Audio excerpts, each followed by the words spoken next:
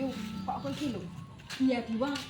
Oh, kita yuk. Iya ngetene Rara. Kok iki teko-teko ngamuk aku ki. Aku ki piye to? Wong sak iya iso kene iki ngerti kabeh. Lek muni aku lho ndek utang 50.000. Lah wong ya kowe lho yo duit 50.000 sak ya ono yahene ditagih lho ora metu-metu kene lho sak nggo tuku jajan anake. Gratis.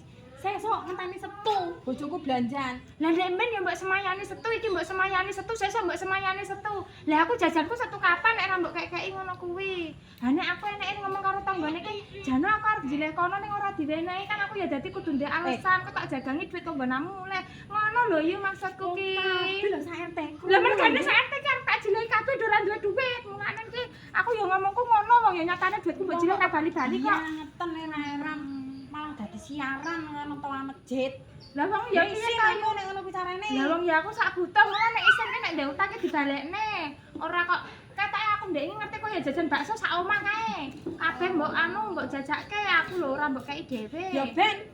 Aku wis memang ya Ketake. sesa-sesa ning nyartang kowe nek Ndek kuwi. duit ora kelingan utang anggere ora ndek duit ditagih harus sesak sesuk. Wis titenono kowe. Mau dadi tonggo julit ya. Ya wis.